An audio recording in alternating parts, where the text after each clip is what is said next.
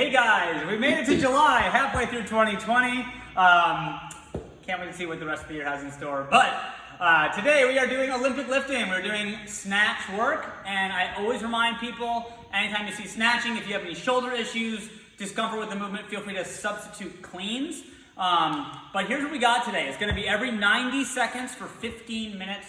You are going to do a snatch pull plus a snatch. So the snatch pull and a snatch should both be from the floor.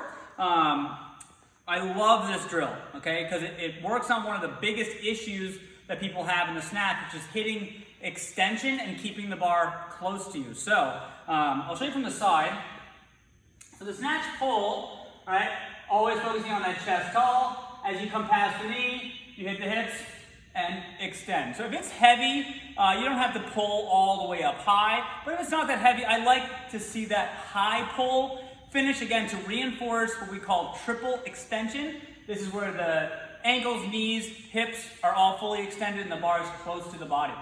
What's great about doing this drill right before you snatch is that it reinforces that good position, right? And then you get to do the full movement right after, because a lot of people, when they do a snatch, when they come here, they'll pop the bar away from maybe jump and catch, okay? Which is not super problematic when it's light, but when it gets heavier, okay, one of the biggest challenges is getting fully extended, keeping the bar close to you before you come underneath. So this drill allows you to reinforce good position first, and then reset right away and do the movement. So this is a drill I give people all the time that are struggling with their snatch. Okay, so it's going to be 10 sets of this. So start relatively light, and you're going to be building up, focusing on good, crisp movement. Always with the snatch, if you're unable to do a full depth overhead squat, okay, let's say you start squatting and you're so tight in the shoulders, ankles, something that you're doing a squat like this, let's not worry about the full squat. You can do a power snatch or any depth that you can maintain a good shoulder position. So if your best overhead squat is to here, that's going to be your snatch for today. So I can come into that position, and over time as we mobilize and improve, you can work on depth, but really focus on good shoulder position. So power snatch is totally okay. The other one, feel free to start from the hang. Okay, if you're just learning, getting the timing of the bar past the knees and into the hip, getting this hip contact is really challenging. So when we teach people, and if you're just learning, start from the hang and just learn to get that good hip contact. So you can do a hang pull into a hang snatch, okay? So that's a couple ways that you can scale depending on your ability. Remember, a decent volume, 10 sets. So have fun, focus on technique, and that'll be a good warm-up for this workout. The workout today, classic couplet.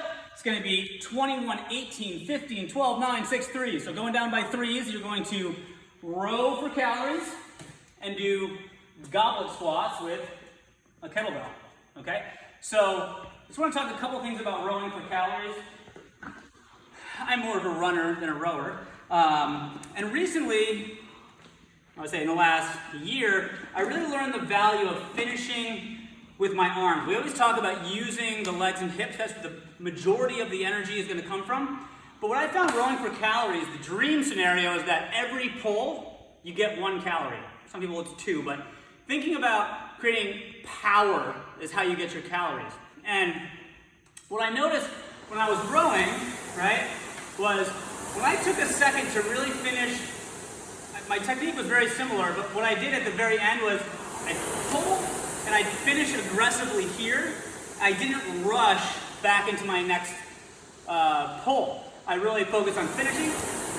It almost felt like a pause at the back, and I would notice that my calories I kept hitting that 1 pull per by just focusing on finishing here and not rushing back. It might not seem like it would make that big of a difference, but give it a try. Okay, really, legs are the priority, leaning, boom, but finish strong with the arms and don't rush the return. Okay, so that's a little bit of advice there on the row.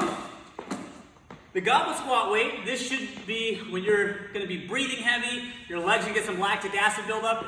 The challenge here, I would say, is to go unbroken, okay? So it should be moderately heavy.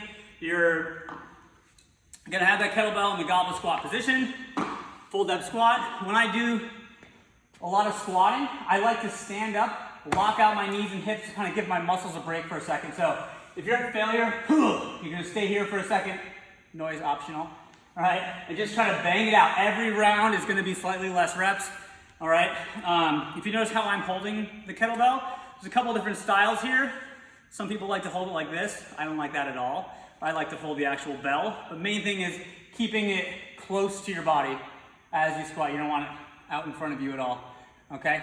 So that is your workout, couplet, burner, classic, go for it. And even if you go light on the kettlebell, it means you're gonna go faster. So see you guys tomorrow. Have a good workout.